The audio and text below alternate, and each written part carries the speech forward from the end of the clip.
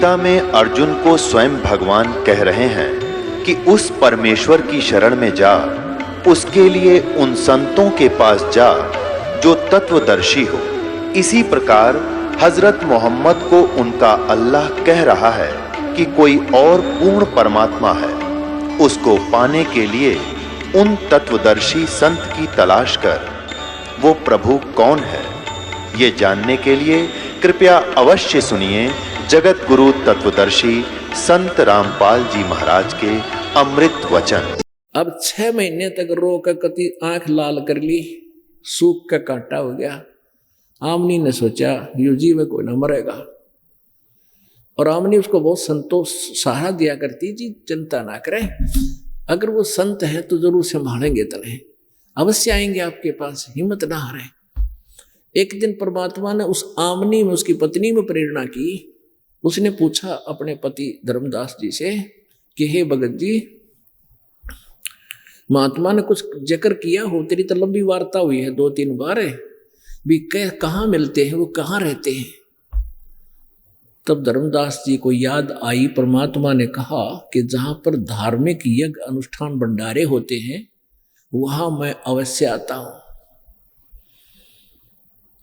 पुण्यात्माओं, आपने ऋग्वेद मंडल नंबर 9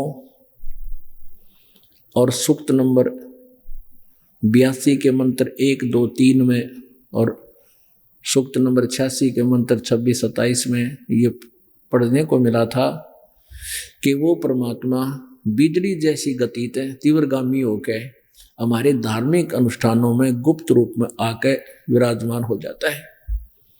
परमात्मा भी कहते हैं, जहां जन से महिमा सुनो तहां मैं गमन करंत, जहां मेरी चर्चा होती है, जहां मेरा भक्त मेरी याद करता है, मैं वहां पहुंच जाता हूं, पर भेष बदल लेता हूं, वहां मैं किसी के पहचान में नहीं आता।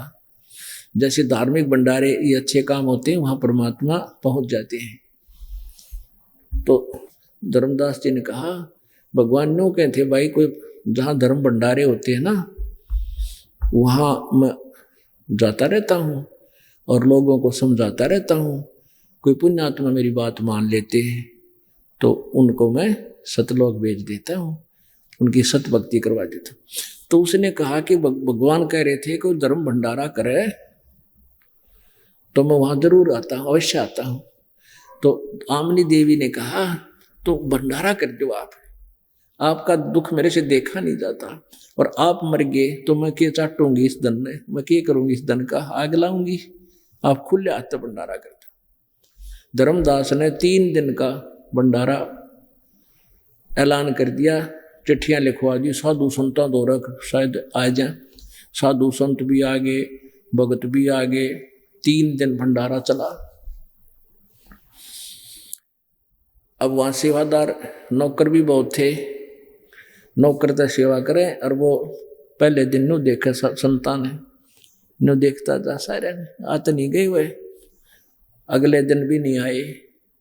तीसरा दिन लास्ट दिन था, दोपहर होगी, तकरीबन भंडारा करके साधु संत जा चुके थे, थोड़े शेष बचे थे।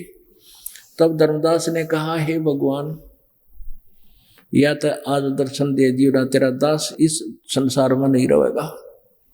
इन भक्तों के संतों के जाने के बाद फांसी खा कर मरूंगा, मैं नहीं जी सकता इस संसार में। यह भक्ति होती नहीं, उसका मुझे पता नहीं, मेरा तो जीवन व्यर्थ हो गया भगवान, मैं तो कितने का भी ना रहा।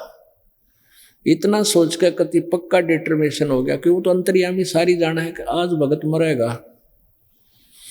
कहते हैं, वही जंदे का बदन शरीरम और बैठा कदम वृक्ष के तीरम। उसी जिंदा रूप धारण करके वहां से 100 फुट की दूरी पर एक वृक्ष था, कदम का वृक्ष, उसके नीचे बैठ गए। धर्मदास देख रहा था, इधर उधर एकदम दृष्टि गई, अको हो महात्मा जी दिखे हैं, नंगे पैरा गया दौड़ गए, और देखा जानते नहीं, हो ये तो वह चरण पकड़ दिया, और नु कौड़ी भर ली, कदे भाग जा, नु सीने का लग गए, नु बाज गए, कदे फिर ना चला जा। नु बोला, भगवान तेरा दास, तेरा कुत्ता हूँ भगवान, अब छोड़ कर ना जाइए मुझे मार्ग बताओ भगवान, अब मुझे ठोकर लाएगी मेरे। परमात्मा बोले, बेटा तू जा, इन सब ने फारे कर दे, मेरा जिक्र मत करिए अभी। और फिर ने कहा भगवान आप जाइए बते, रखना मैं नहीं जाऊंगा, वादा है मेरा। 2 कदम उधर रखा है, 2 कदम जब मुड़ कर देखता है कि चला ना जा, फटाफट उनको संतारे थे विदा किए और क्या भगवान ये आपके दास का कुटिया है, यहाँ चलिए, बड़ा महल था उसमें। तब वहां गए परमात्मा और आमनी से कहा आमनी आजा मेरा धन पा गया, भाजा भाजा आज मेरा धन पा गया। कहा ये आगे वो भगवान जैसा भी बैठने के लिए बैठना दे दिया, एक पैर आमनी ने पकड़ा, एक धर्मदास ने, दोनों रोए जो बालक रोया करे। आमनी कहने लगी भगवान आपने अपने भगत को इतना नहीं सताना चाहिए था, ये तो बहुत नरमात्मा का आदमी है। हे भगवान मैं तो इसमें सारा देती रही, न तो कभी का मर लेता, इतना सताया कर अपने भगत ने। परमात्मा बोले बेटी यो सताया नहीं बने, यो आंडी पाक रहा था, इसकी या अकड़ काढ़ी है। जैसे लोहा गर्म ना हुआ और ठंडे लोह पर कितनी चोट मार ले वो वस्तु नहीं बना जो कारीगर बनाना चाहता है। ये 6 महीने तक इसका ये लोहा गर्म करा बेटी, इसके अंदर का ये गंध निकाल दिया। यो पहले मेरी बात ने कति सुन भी ले था, फिर उठ कर चल पड़, ठोकर सी मार दे था। अब ये सारी बात सुनेगा, अब यो नरम लोहा हो गया, इसके अंदर जगह बढ़ गई, अब यो मेरी सारी बात मानेगा। बेटी मैं इसके साथ था, नो थोड़ा मरण दूं, मुझे सब पता था ये क्या सती थी और कब इसके लिए के घट सकती है, इसके साथ रक्षा में था। फिर दोनों ने नाम लिया और दोनों का कल्याण हुआ। बोलो सतगुरुदेव। पूर्ण परमात्मा सारी सृष्टि के रचनहार, हम सभी जीवों के एकमात्र कुल स्वामी, कुल मालिक, ये वो परमेश्वर है जो बनारस में सन 1398 विक्रमी संवत 1455 में ज्येष्ठ सुदी पूर्णमासी को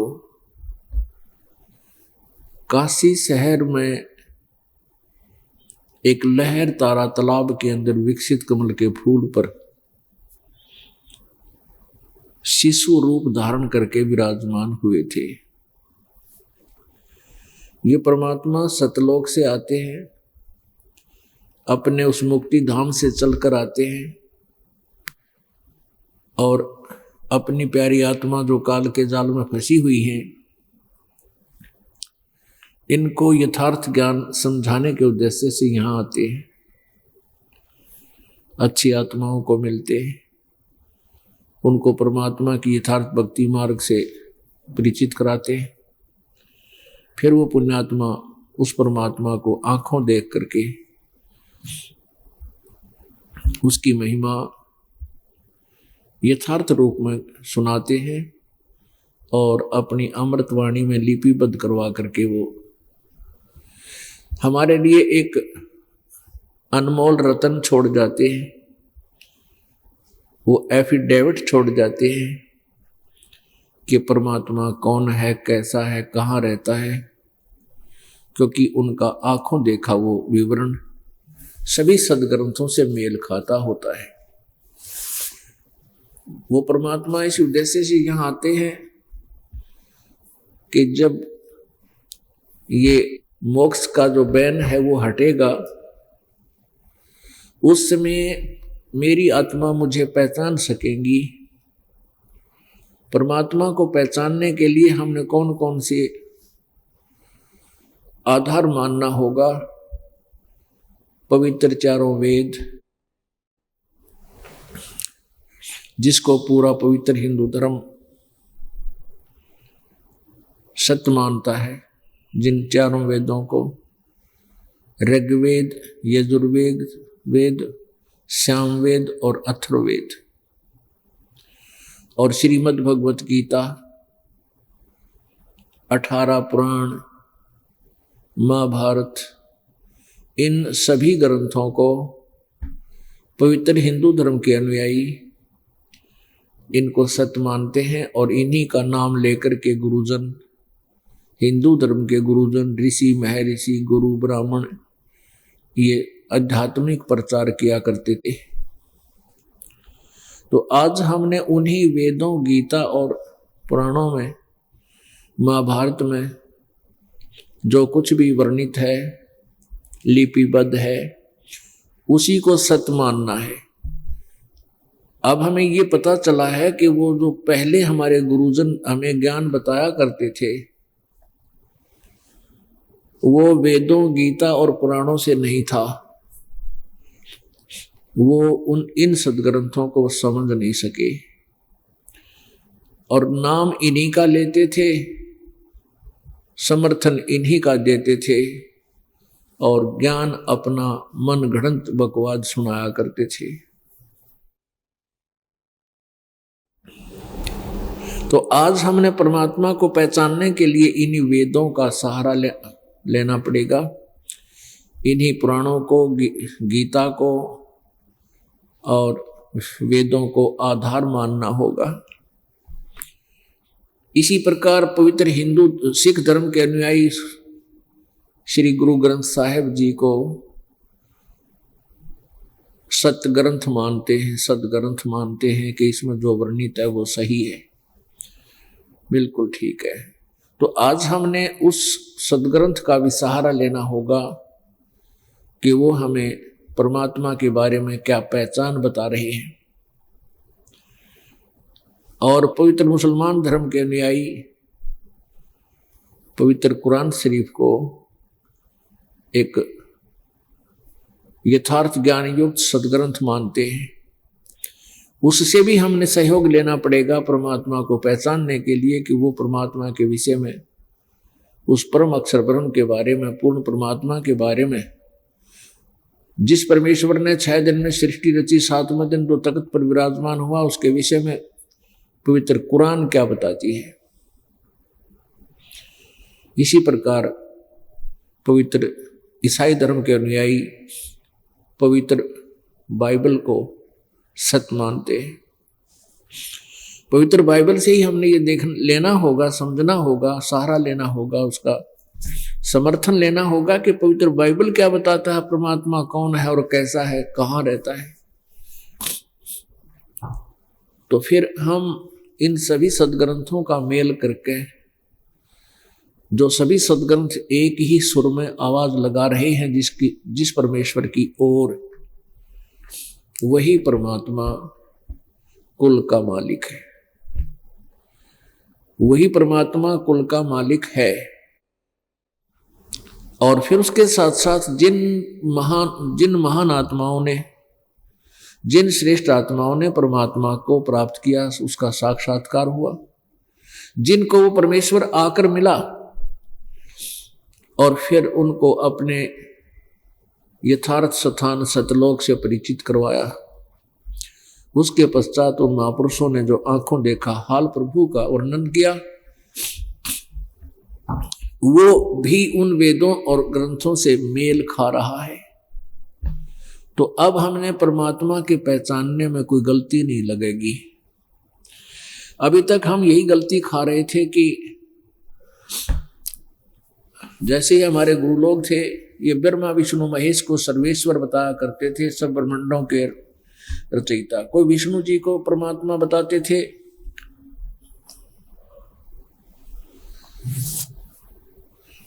और इसी को कहते थे कि यही 3 रूप बना लेता है,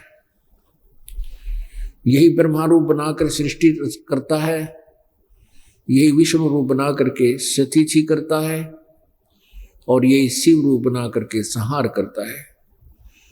ये सिद्धांत गलत था, ये कंप्लीट ज्ञान नहीं था। ये तो काल छल छिद्र करता है। इसने 3 अपने पुत्र उत्पन्न किए हुए हैं दुर्गा के संयोग से। इनको रजगुण युक्त ब्रह्मा को बना दिया, सत्गुण युक्त विष्णु को और तमगुण युक्त शिव जी को बना दिया। इनके माध्यम से ये यहाँ जीवों की उत्पत्ति, स्थिति और संहार की व्यवस्था करवाता है। और ये स्वयं जब ये ऋषिजन, महात्मा जी, ये जो ब्रह्मा विष्णु महेश आदि सभी जब ये परमात्मा की तरफ में साधना पर लग जाते हैं, हठ योग करते हैं या समाधिस्थ हो जाते हैं, इनकी साधनाएं वेदों से शुरू होती है और वेदों में ओम नाम है जो ब्रह्म का है। इन्होंने ओम नाम को पूर्ण परमात्मा का जान लिया। ओम नाम का जाप, साथ में हठ योग यानी मेडिटेशन, इसको करने लगे। अब जैसे कोई परमात्मा की साधना कर रहा है, ऋषि समाधि लगाने की चेष्टा कर रहा है, समाधिस्थ हो जाता है, तो उसके समाधि दशा में किसी को तो ये काल विष्णु रूप धारण करके दर्शन देता है, तो वो व्यक्ति समझ लेता है, वो साधक समझ लेता है कि ये जो विष्णु जी है यही पूर्ण परमात्मा है। विष्णु जी जो सतोगुण युक्त है, काल का पुत्र है।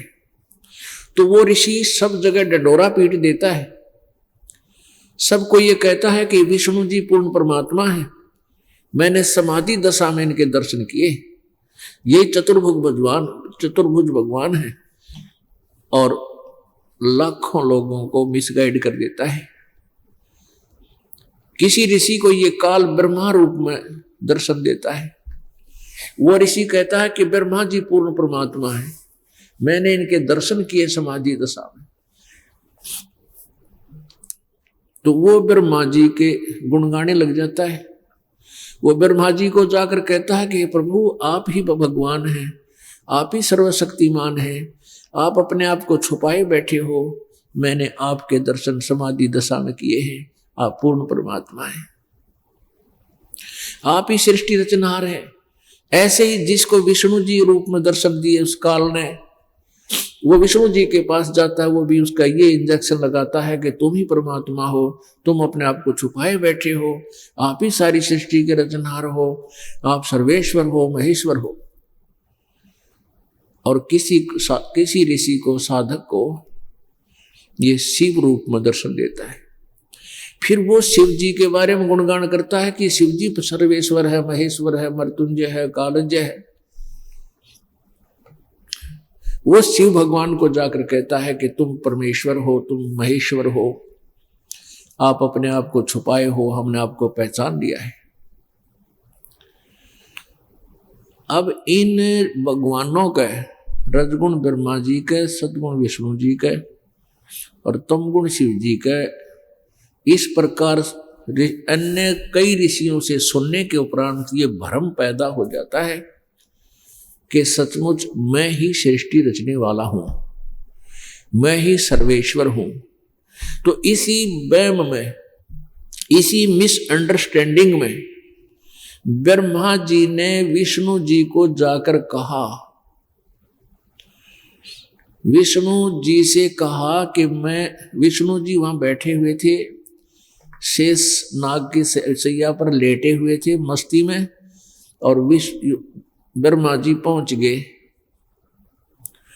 अब विष्णु जी का ये भ्रम कि मैंने सृष्टि रची और ब्रह्मा मेरी कमल से निकली हुई, नाभि से निकले हुए कमल पर इसकी उत्पत्ति हुई, मैं इसका बाप हो गया। और ब्रह्मा का ये भ्रम हो गया कि मैं सारी सृष्टि का रचनहार हूं, मैं ही प्रजापिता हूं। तो विष्णु की उत्पत्ति मन न करी। तो ऐसे ब्रह्मा जब वहां पहुंचा, विष्णु जी ने उनका आदर सत्कार किया नहीं, तो ब्रह्मा कहने लगा कि बेटा तू अपने बाप को आए हुए देखकर सम्मान भी नहीं करता है, मैं तेरा बाप हूं, उठ मेरा सम्मान कर। अब विष्णु कहता है कि मैं तेरा बाप हूं, तेरी उत्पत्ति मेरे नाभि कमल से हुई है। इस बात पे इनका झगड़ा हो गया, लट्ठम लट्ठा युद्ध हो गई। पुण्यात्मा, ये काल यही चाहता है कि इस पूरे विश्व को इनको भ्रमित कर दूं, ये सब उवाबाई बकते रहे और सत साधना ना कर सके, कहीं मेरे जाल से ना निकल जाए। तो पुण्यात्माओं, अभी तक हम इसी भ्रमणा में रहे। हमने वेदों को भी छोड़ा, फिर ब्रह्मा विष्णु महेश पर आसक्त हुए, विष्णु और शिव पर, फिर विष्णु और शिव को भी छोड़ दिया, फिर मंदिर मस्जिदों गुरुद्वारों तक हम सीमित हो गए। उसके बाद फिर हम कहाँ छोटी छोटी किताब मड़ी बना ली, कोई मरिया बाबा जी पूजन लाग गए, गाँव में गवांड में किता खेड़ा पूजन लाग गए। वो खेड़े पूजन, जहाँ खेड़ा किसे बोलते हैं, जो कोई गांव नगर विनाश को प्राप्त हो जाता है, जो कति उजड़ गया और फिर उसने पूजन जाओ मिला, खेड़ा पूज का आएंगे, वहां रहने वाला का नाश हो गया, तुमने क्यों कर बसाओगा। वो जो उसमें रहा करते उस नगर में वह मर गए, सारी दब के खत्म हो गए, विनाश हुआ। तो ऐसी घटिया साधनाओं पर हमें आधारित कर दिया।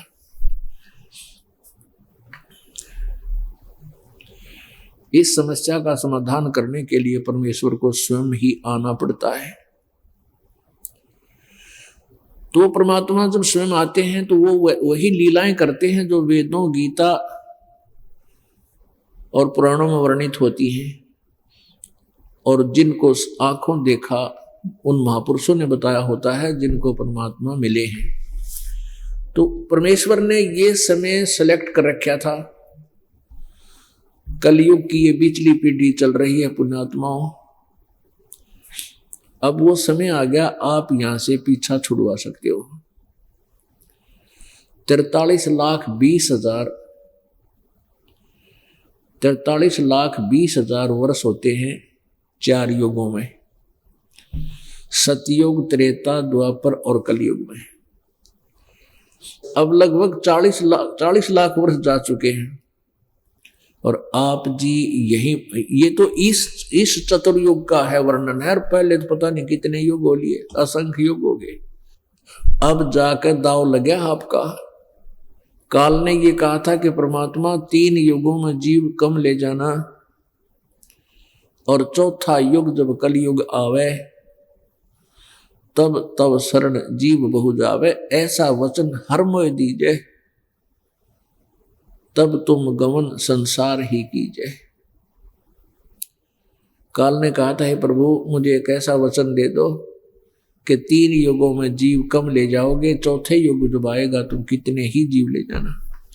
तो परमात्मा ने तथास्तु कह दिया कि ठीक है, ऐसा ही करेंगे। उसी समय काल ने अपना असली रूप दिखा दिया।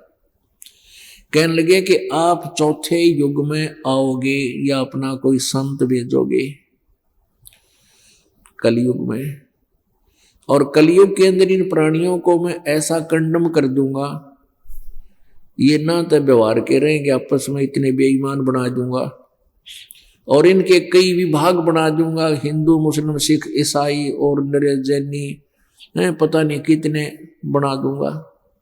फिर उसने कहा कि फिर क्या करूंगा कि 12 नकली पंथ तेरे नाम से चलाऊंगा।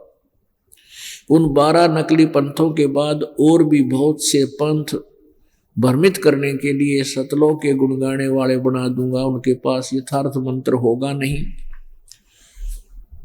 और जो उन पंथों में जो नाम लेगा वो प्राणी मेरे ही काल के जाल में ही फंसा रहेगा। तुम्हारी कोई नहीं सुनेगा जब तुम आओगे, कर लेना क्या करेगा मेरा। अब परमात्मा ने कहा था कि ठीक है, तेने जो मांगा मैंने दे दिया, मैं क्या करूंगा, कैसे करूंगा वो समय बताएगा। परमात्मा को पता था कि चौथे युग में, सतयुग, त्रेता, द्वापर में ये प्राणी गणा दुखी नहीं होता, इसके पुण्य होते हैं, उन पुण्यों के आधार से ये कोई साधना भी करते हैं, लेकिन पिछले संचित कर्मों के आधार से जो प्रारब्ध में मिक्स कर दिए जाते हैं, उनके आधार से दुखी नहीं होता। सतयुग में लाख वर्ष की आयु मानव की होती है, 1 लाख वर्ष। जैसे आजकल 100 वर्ष मान रहे हम, तो 80, 90, 85 तक ही मर लेता है।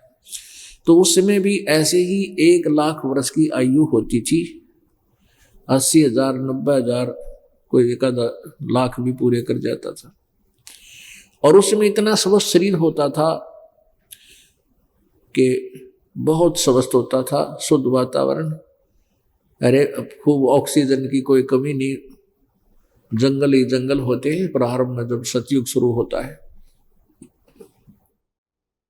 अब यहां मन में शंका आती है कि परमात्मा तो अंतर्यामी है, भविष्य तीन त्रिकालदर्शी है, सर्वज्ञ है, उन्होंने ये वर क्यों दे दिया कि 3 युगों में जीव थोड़े ले जाऊंगा और कलयुग में जीव अधिक ले जाऊंगा। पुण्यात्मा उसी का विश्लेषण किया जा रहा है कि परमेश्वर को पता था कि सतयुग त्रेता द्वापर में यू प्राणी घना दुखी नहीं होगा, और इसके पूर्व जन्म के पुण्यों के कारण ये साधना से कुछ भी कर रहा हो उसको सुख प्राप्त होते रहेंगे, और ये सोच लेगा कि जो साधना मैं करता हूं इसी का प्रतिफल ये मेरे को सुख मिले है। पुत्र हो गया, पुत्री होगी, कोई घटना दुर्घटना से घर में घटी नहीं, तो ये प्राणी ऐसे भ्रमित हो जाता है। जैसे हाँ, ये दास पहले हनुमान पुजारी था, बाबा श्याम जी का पुजारी था, श्री विष्णु कृष्ण जी राम का पुजारी था, शंकर भगवान का पुजारी था, इष्ट रूप में विष्णु जी को मानता था, और एक घरेलू देवता आकर श्याम जी मान रखा था। फिर हनुमान जी के भी गुण गाया करते, मंगलवार का व्रत रखा करता, प्रसाद बांटा करता। तो उस पिछले संस्कारवश जो भी लाभ होता था, जैसे पास हो गए, बच्चा ने सबसे ज्यादा एग्जाम में पास होने की खुशी हुआ करे, तो खुशी मनाते थे, हमारे बाबा श्याम जी ने पास कर दिए, कदे श्री कृष्ण जी ने दया कर दी, यानी सारा का ही क्रेडिट दे देते सबको। फिर संतान उत्पत्ति हुई तो भी हम अपने इन इष्ट को ही और अपनी भक्ति जो करते थे उसी का प्रतिफल मानते थे। फिर सर्विस प्राप्त हुई तो भी हम भगवान अपनी इस भक्ति का ही प्रतिफल मानते थे, जो हम इनकी साधना करते हैं, ब्रह्मा विष्णु शिव जी की, शंकर श्याम जी की, हनुमान जी की, इन्होंने हमें ये सर्विस दे दी। अब पता चला कि जो कुछ भी ना करते, गोटी लावे बकवाद झगड़े सारा दिन, और उनको भी हमारे से अच्छी पोस्ट प्राप्त है, उनके घर में अच्छी संतान भी है, और वो संतान भी और आगे अच्छी सेट है, और वो कभी भक्ति नहीं करते। तो अब पता चला कि ये पूर्व जन्म के संस्कार ही प्रफुल्लित हो रहे थे, और हम सोच रहे थे जो साधना हम कर रहे हैं इसी से हमें ये लाभ हो रहा है। तो परमेश्वर कबीर जी को मालूम था कि सतयुग त्रेता द्वापर में ये प्राणी इस प्रकार के लाभ जो प्राप्त हो रहे होंगे, ये सोचते हैं कि हम जो साधना वर्तमान में कर रहे हैं इसी से लाभ हो रहा है। सतयुग में एक नियम बताया कि बाप से पहले पुत्र की मृत्यु नहीं होती, और स्त्रियां विधवा नहीं होती, यानी पत्नी से पहले पति की मृत्यु नहीं होती, और भी अकाल मृत्यु बहुत कम होती है। 1 लाख वर्ष की आयु फिर कौन बजाएगा भगवान। लेकिन भक्ति तो सभी करते थे, लेकिन उनको दुख नहीं था, सुख गणा था। सुख गणा होता है तो परमात्मा आते तो हैं, उनको कोशिश भी करते हैं समझाने की तुम साधना जो करे ठीक नहीं, लेकिन कोई नहीं सुनता। परमात्मा को बल्कि वामदेव कहने लग जाते हैं। वामदेव उल्टा ज्ञान प्रचार करने वाला देवता। पुण्यात्मा परमेश्वर कहते हैं सुख के माथे पत्थर पड़ो। आपका सौभाग्य है कि आपका कलयुग में जन्म हो गया और इस समय में हो गया। अब क्या होगा, जैसे त्रेता में भी स्थिति रहेगी, कलयुग द्वापर में भी यही स्थिति रही। इसलिए परमात्मा कबीर जी की इस अमृतवाणी को, इस ज्ञान को किसी ने स्वीकार नहीं किया, बहुत कम, और ऐसा ही होना था, इसलिए परमात्मा ने उसको तथास्तु कर दिया। अब परमात्मा को पता था कि कलयुग में ये कति पुण्यहीन हो जाएंगे और इनकी बिरान माटी शुरू होगी। ये उन साधनाओं को भी कर रहे होंगे जिन देवताओं को अजरो अमर मान्या करते, और फिर भी इनको कोई लाभ नहीं होगा। और फिर ये काल के दूत, काल के द्वारा चलाए गए नकली पंथ, इनमें भी ये जाकर के थक चुके होंगे, कोई 10 वर्ष थे, कोई 20 वर्ष थे, कोई 30 वर्ष थे। परमात्मा का सुनियोजित था ये प्रोग्राम कि ये सारे पंथ चल लेंगे ना, उसके बाद शुरू कराएंगे हम अपने यथार्थ ज्ञान ने हैं। तो वो जितने पंथ हैं, जितने आज तक ऋषि मैं ऋषि हुए, उन्हें अपने ज्ञान अपने अनुभव की सारी पुस्तक लिपिबद्ध करवा रखी है। वो किसा भगवान बताते हैं, कैसा भगवान बताते हैं, क्या उनकी पूजा की विधि और साधना है, ये पूरे समाज को पता होगा। फिर हम अपना यथार्थ ज्ञान शुरू करवाएंगे। परमात्मा ने तो लिखा है कि बर्म पंथ हम ही चलावें। गरीबदास जी का बर्मा पंथ है और कहा कि बर्म पंथ में आगे चल के मैं ही आऊंगा और सब पंथों को मिटा करके एक पंथ चलाएंगे, क्योंकि उस समय ऐसा ज्ञान देंगे कि सब पंथ निष्क्रिय हो जाएंगे और बुद्धिमान लोग उन पंथों को त्याग कर इस परमेश्वर पंथ में, इस कबीर जी के सच्चे पंथ में अपना रजिस्ट्रेशन करवा लेंगे, यानी यहां आकर उपदेश लेंगे, उनका कल्याण हो जाएगा। तो परमात्मा ने ये मालूम था कि उस समय जब ये बीचली पीढ़ी प्रारंभ होगी, सन 1947 में भारतवर्ष स्वतंत्र हुआ। इससे पहले एजुकेशन नहीं थी और उसके बाद एजुकेशन का तूफान आ गया। परमात्मा ने ये करना था और इसलिए ये शिक्षा देनी जरूरी थी कि हम सदग्रंथों को स्वयं देखें, हम आंखों देखें। बालक बेटा बेटी, बूढ़े बुजुर्ग, माता पिता सब आज शिक्षित हैं और ये आसानी से सदग्रंथों को समझ सकते हैं। तो इसलिए परमात्मा ने ये समय चुना था। तो सन 1951 में इस दास का जन्म हुआ और आज ये तत्व ज्ञान का प्रकाश हुआ। परमात्मा ने ये पता था कि ये सभी दूसरे पंथों के पास जाकर के ये थक लेंगे।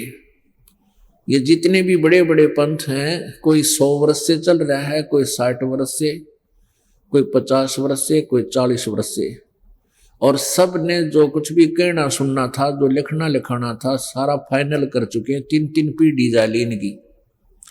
अब ये नहीं कह सकते ये कि हम ज्ञान यूं ना बता करते, ये नकल भी करना चाहोगे इस दास वाले सिद्धार्थ ज्ञान की, ये नहीं कर पाओगे, क्योंकि इनके शिष्य बुद्धिमान बहुत हैं। वो समझेंगे गुरुजी पहले तो ये कहा करते थे, आज ये ज्ञान कहाँ से ले आए, ये तो फिर इसका मतलब था पहले वालों का जीवन बर्बाद कर दिया इन्होंने। तो इस प्रकार इनकी कोई नहीं चलेगी और ये सारे दुखी हो लेंगे। पुण्यात्माओं सत्कर मान लेना। अब कोई राधा स्वामी पंथ से, कोई धन सतगुरु सच्चा सौदा वाले पंथ से, सिरसा जगमाल वाली से, और कई इनसे जय गुरुदेव वाले, ठाकुर वाले, ये से तो एक कुएं का पानी सारा वही 5 नाम हैं। सिरसा वालों ने थोड़ी चतुरता कर दी, क्योंकि कई एक भक्तों ने प्रश्न कर दिए कि एक तरफ तो आप कहते हो कि हमने काल से बाहर जाना है और ये 5 नाम काल के, तो फिर उन्होंने चतुरता दिखा दी। वो 5 नाम देने छोड़ दिए, 3 नाम शुरू कर दिए, अकाल मूर्त, सतपुरख, शब्द स्वरूपी राम। बताइए गढ़ के गढ़ले वाय बादशाह घर की बहीर का कालखड़ियां कि में वांडे जाओ। लेकिन यथार्थ मंत्र जो होंगे, जो सत मंत्र हैं, सतनाम है, उस सतनाम से मोक्ष होगा। तो ये वहां से अब पुरानी और पुण्यात्मा वापस आ रही हैं और कति लौट पिट गए, उनका बुरा हाल हो लिया। कई तो ये कहते हैं जी मेरे 2-2, 3-3 गाड़ी चलाया करती थी जब मैं राधा स्वामी पंथ में गया 20-25 वर्ष पहले, और आज मैं रोड पर आ गया और मैं प्रचारक भी था। एक 4था दिन है, 5वां दिन है, वहां से गुजरात से आया एक भक्त, उसने बताया कि जी मैं ठाकुर जी महाराज थे राधा स्वामी पंथ से, उनका शिष्य हूँ, मैं प्रचारक था और मैं नाम भी दिया करता था, मुझे नाम देने का आदेश था। ये के सांग जोड़ रहे हैं, नाम देने का आदेश दे दिया एक क्षेत्र में किसी को, वो नाम तो वो व्यक्ति देगा। और गुरु ठाकुर जी, वो ठाकुर जी महाराज गुरु वही रहेंगे और नाम वो जो उनके बांट रखे विभाग वह देंगे प्रधान। अरे भले आदमियों, ऐसे ही ये बाल योगेश्वर जी जो हंसा देश पंथ जो चल रहा है उसमें वो चला था, इससे हंस जी महाराज थे और वो कृष्ण जी विष्णु जी को इष्ट मानते हर बात करें सतलोक की हैं। और ये क्रिया बताओ है, कान बंद करके जीभ ने उल्टा लाकर तालू पे अमृत छक लियो और इस सो हम शब्द के दो टुकड़े कर लिए, सो अंदर हम बाहर, हम बाहर और सो अंदर, इस तरह की बकवाद कर रखी है। उसमें भी ऐसे ही किया करते थे, अब तो पता नहीं। पहले वो बाल योगेश्वर और इसका अंश जी महाराज के दो पुत्र हैं, बड़ा सतपाल जी और छोटा ही अंश, प्रेम नाम है इसका, इसको बाल योगेश्वर कहते हैं। तो ये बाल योगेश्वर जो नाम क्या करते थे पहले, नाम तो इसके वो देते थे, बना रखे थे इन्होंने, भाई जी माई जी कुछ ऐसे थे। और वो नो कहते थे गुरु जी यो बाल योगेश्वर है तुम्हारा। ऐसे ही ठाकुर जी महाराज ने कर रखी थी, वो अभी बताया, पता चला हमने 5-4 दिन पहले। नाम तो देता है एक व्यक्ति जो उसके द्वारा नॉमिनेटेड है, और गुरु जी गुरु ठाकुर जी। अरे भले आदमियों, ब्याह किससे तो है लड़की का और पति को बताओ, या भी कोई वाया करे, फेरे किससे तो ले हैं, फेरे कोई ले और पति तेरा वो है, कदे देखी ना सुनी। तो इनने इस भोली जनता को काल के मुंह में डालना ही उद्देश्य था इनका। इनके पास ना ज्ञान था, ना कोई भक्ति, ना भगवान का इन्हें पता था। तो वो यहां आया, उसने अपना परिचय दिया, अपना एक वो भी दे रखा कार्ड सा, वो रखा है कमरे में। 2 दिन आए वो, कहने जो भी प्रचारक था और मैं भी प्रचारक था, और नाम दिया करते हम, यो उस क्षेत्र का था, मैं उस क्षेत्र का, और गुरु जी ठाकुर जी। माँ भी फिर कैसे पता चला तुम यहाँ कैसे आए? आपका सत्संग सुना जी जागरण पे, और आपने तो कमाल कर दिया, इनकी कति खाल तार दी ज्ञान की। हमारा तो कलेजा हिल रहा था उससे, जनते हम अकमर गया, हम तकड़ेगे प्रचारक बन रहे हैं, आप भी मराएंगे, और इतनी जनता को धोखा दे रहे, ये और हमारे पाप के बागी बन गए। मैंने कहा जी आज के बाद ये सब बकवास छोड़ देना, नहीं तो तुम्हारा नाम नहीं चलेगा। ना बोले छोड़ का आया हम, ताज अपना पीछा छुड़ाओगे। प्रार्थना की इस दास ने कि उनको भी समझाओ भोली आत्मा, जो तुमने मिसगाइड कर दी, उनका जीवन बर्बाद कर दिया, तुम महादोषी हो गए। तो कह रहे थे जी कोशिश कराएंगे, लेकिन इम्पॉसिबल है, क्योंकि वो कसूतियार उड़ो रहे हैं। कोई बात नहीं, परमात्मा ने ये समय इसीलिए सिलेक्ट किया था कि बुद्धिमान प्राणी हो जाएंगे, शिक्षित हो जाएंगे, और आंखों देख और पढ़ लेंगे, फिर इन काल के दूतों को छोड़कर अपने घर में आ जाएंगे। तो पुण्यात्माओं, परमात्मा ने यही उद्देश्य रखा था कि कलयुग में जो है, सतयुग त्रेता द्वापर, ये प्राणी दुखी नहीं होता, और कलयुग में इतना दुखी हो जाएगा, साधना जो कर रहे हैं उनसे लाभ तो होना ही नहीं था, लेकिन इनके पिछले पुण्य भी कोई ना रहे, फिर इन पर दुखों का कहर टूटेगा, और फिर ये हमारे पास आएंगे, आते सुख देंगे। परमात्मा के गुणों में लिखा है कि परमात्मा घोर पाप न काट दे। पुण्यात्माओं, पुण्य से सुख होता है और पाप से दुख होता है। अब जैसे किसी के पैर में कांटा लगा हो, जैसा कि आपको परसों दिखाया था कि श्रीमद देवी भागवत यानी दुर्गा पुराण, शक्ति पुराण में चौथे स्कंद में 282-83 पृष्ठ पे और 242 पृष्ठ पे बृहस्पति जी जो देवताओं के गुरु हैं और शुक्राचार्य जो राक्षसों के गुरु हैं, उन दोनों के ही सिद्धांत आपको बताया। उन्होंने कहा कि प्रारब्ध कर्म तो भोगने से ही समाप्त होगा। आपके पुण्य आपको सुख है तो आपके पुण्य नाश हो रहे हैं, और आपको दुख है तो आपके पाप नाश हो रहे हैं। इस तरह पाप नाश का विधान बताया उन्होंने। अपने आत्मा किसी के पैर में कांटा लगा हो, अब जैसे इसने बृहस्पति जी ने कहा है कि इंद्र को समझा रहे हैं कि इंद्र, जो कर्म में सुख और दुख तेरी किस्मत में है वो तो भोगना पड़ेगा,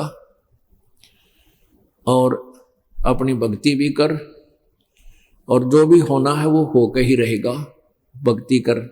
अब हम भी जैसे कई भक्त हमें मिले कि जी मैं ऐसे ऐसे उस संत के पास गया, उसने जाते ही मंत्र दे दिया और कहा बेटा बिल्कुल सुख हो जाएगा। जब मुझे कोई सुख नहीं हुआ तो फिर कहा कि ये तो तेरे प्रारब्ध का भोग है, तेने भोगना ही पड़ेगा।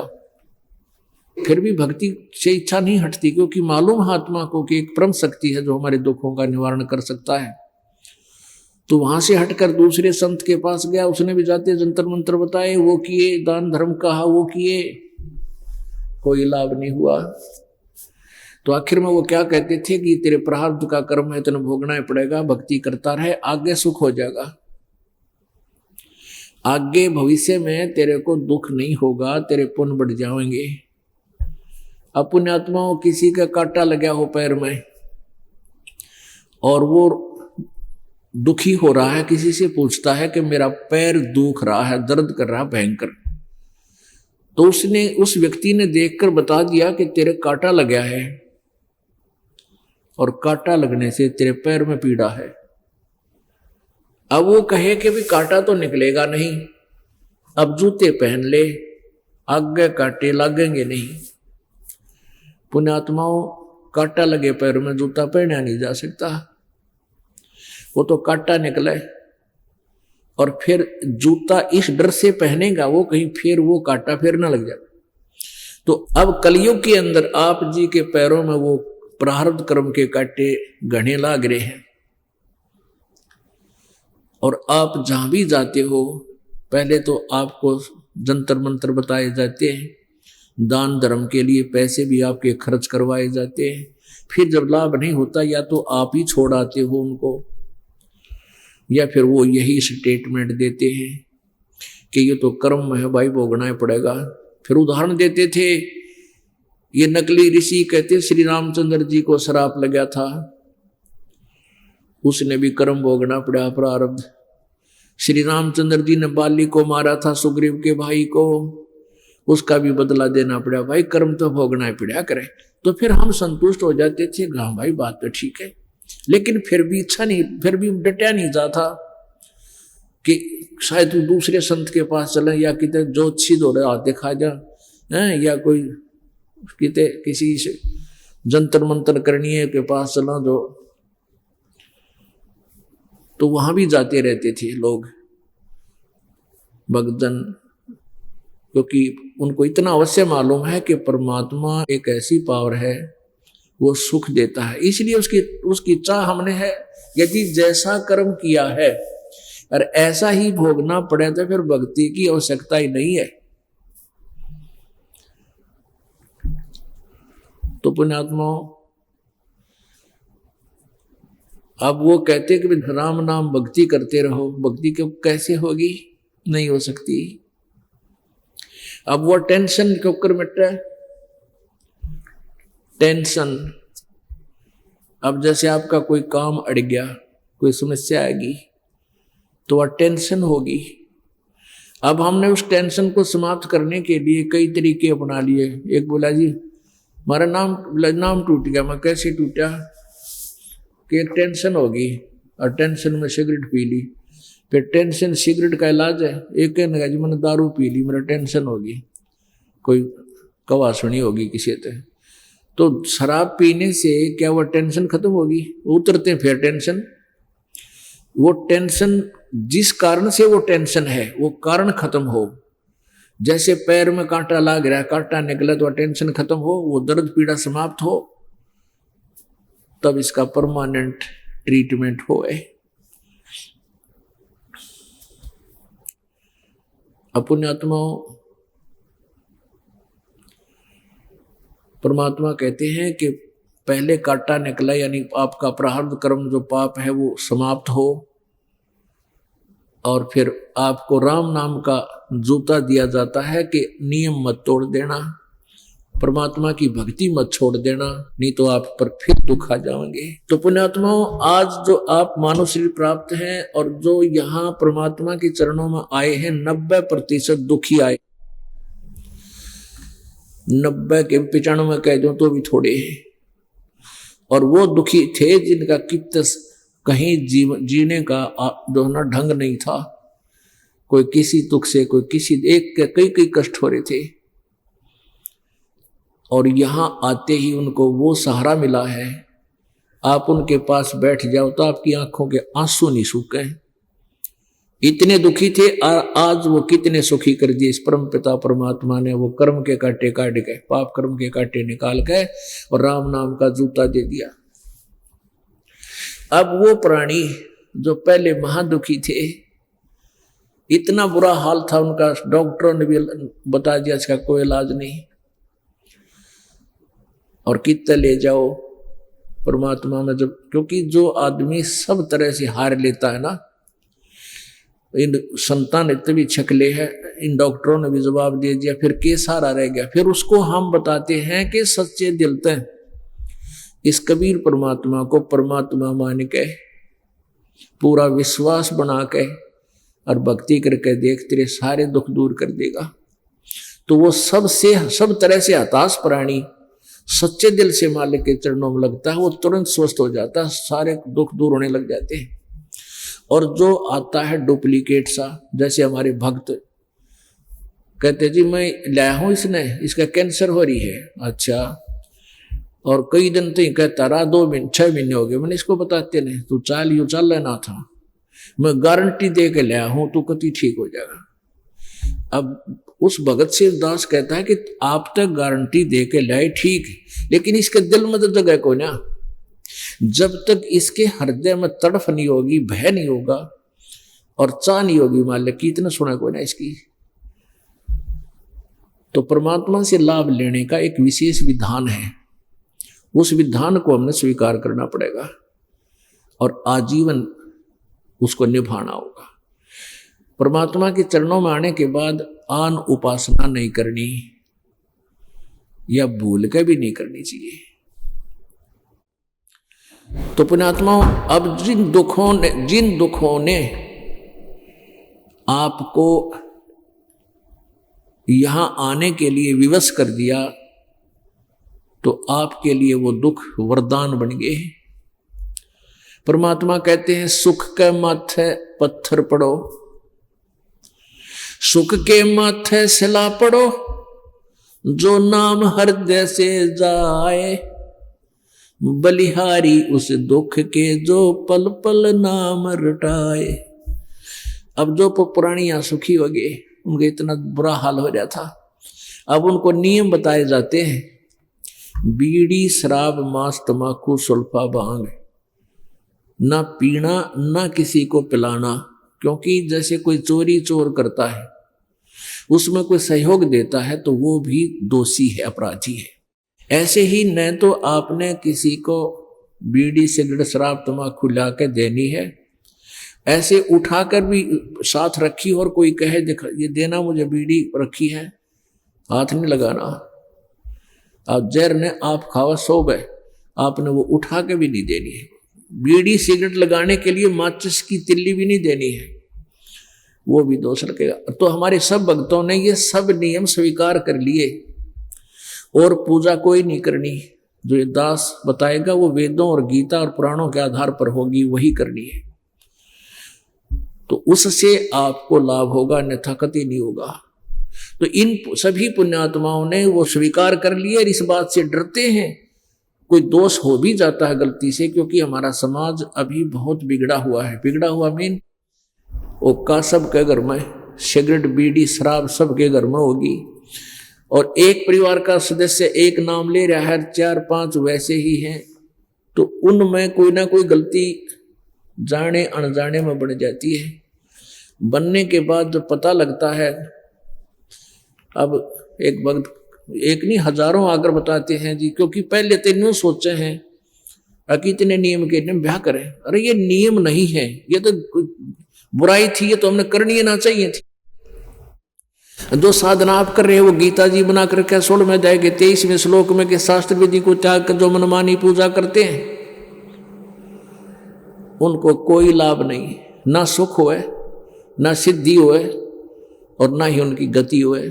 फिर उस साधना शर्म मारेंगे जो जिससे कुछ भी ना होए। ये 3 वस्तुओं के लिए हम भक्ति करते हैं, परमात्मा मिले, हमें सुख हो, हमारे कार्य सिद्ध हो और मोक्ष होए। तो शास्त्र विधि त्याग कर जो मनमाना आचरण है, केवल ओम तत्सत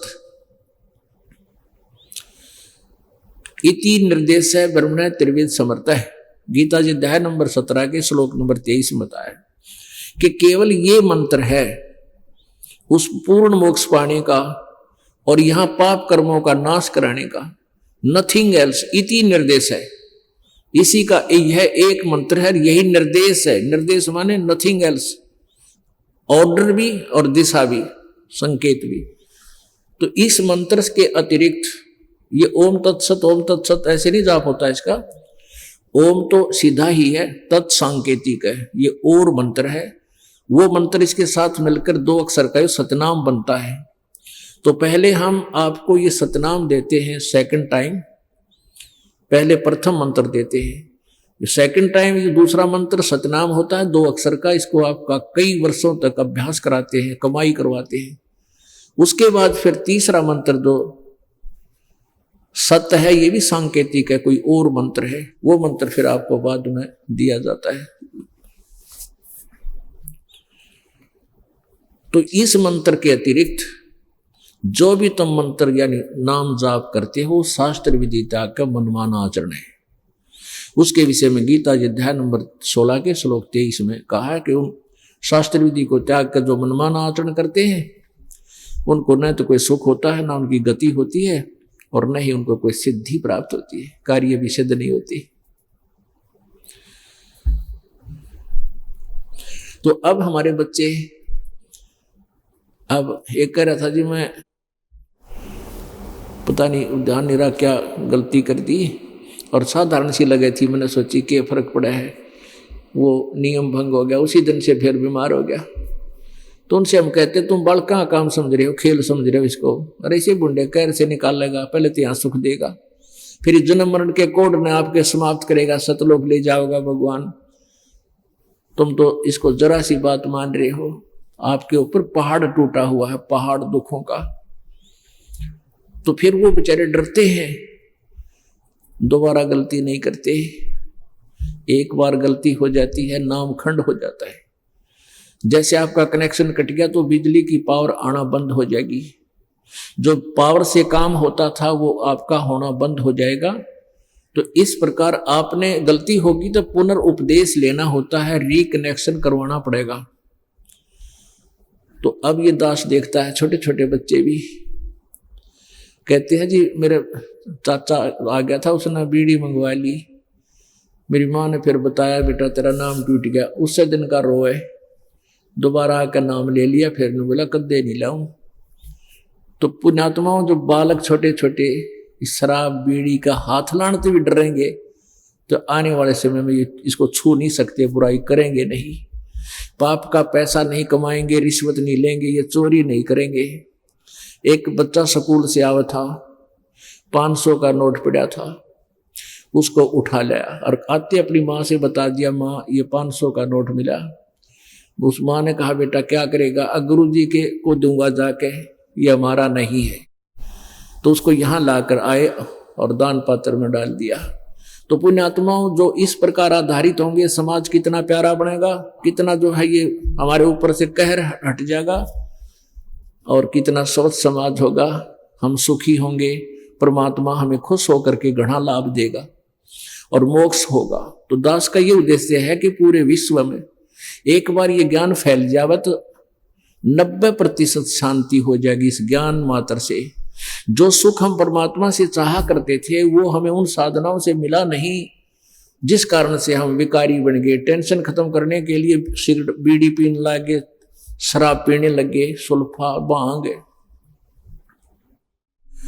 और धनी बनने के लिए हम मिलावट, रिश्वत, डाके, चोरी इनकी तरफ चल पड़े। तो पुण्यात्माओं यदि चोरी करता है और डाके मारता है और कोई धनी बने तो प्यारी आत्माओं ये सदग्रंथों में लिखा हुआ मिलता हमारे को। सदग्रंथों में लिखा है कि किसी की आत्मा वचन से भी नहीं दुखानी चाहिए। और चोरी डाके मार कर कितना करते हो। एक भक्त कह रहा था, बोला जी ऐसे ऐसे जुल्म करने लगे हम। एक भक्त बता रहा था जी, हम जब नाम ना लिया था जब तक हमने, आज आपके जो ज्ञान से हमारी आंखें खुलने लगी, पूरा विश्वास हो गया। उस व्यक्ति ने एक भैंस लेने की सोची। 6 महीना के बाद कति सूखी रोटी खाया करता परिवार, छोटे छोटे बच्चे थे। एक भैंस लेने का विचार किया तो कुछ पैसे तो उसके पास थे, कुछ रिश्तेदार से उधारे ले आए लोन पे, और भैंस लेने चला गया पशुओं के मेले में। वहां किसी निकम्मी आत्मा ने वह बाखड़ी भैंस जो 7-8 महीने की ब्याई हुई होली, उसकी 2-3 टाइम का दूध ना निकाला। वह इतनी मोटी लेवटी हो रही उसकी ओड़ी, और उसके साथ किसी और भैंस का ऐसा जैसे 15-20 दिन का बच्चा हो वो ला दिया। वह भैंस उससे दूध देवे, उसने चाटा, उसके पीछे पीछे भागी फिरे। तो वो गया वहां मेले में घूमा फिरा, कई भैंसें देखी, तो वो भैंस और भैंसों से कुछ सस्ती, जो उसने बेचनी थी, रांद काटनी थी, तो वो बेचारा कई वर्ष पहले की बात है 10,000 की भैंस ले आया। और घर आया, आते ही धार निकाल ली, दूध निकाला तो आधी बाल्टी कर दी, 7-8 किलो दूध दे दिया, 5-6 किलो दूध। और उन्होंने सोचा 6 किलो सुबेरे देगी। अब शाम ने निकाल लिया, सुबेरे कटड़ुआ छोटा बच्चा, लात मारी, दूध था ही नहीं उसके पास। तो उसने वहां उस गांव का कोई एक व्यापारी था, वो भैंसों के पर ऐसे देसी इलाज हुआ करते, गामा में एकादा कोई टोटके जाना करता, उसने बुला लिया, अब हमारी भैंस दूध ना देती, क्या बात है।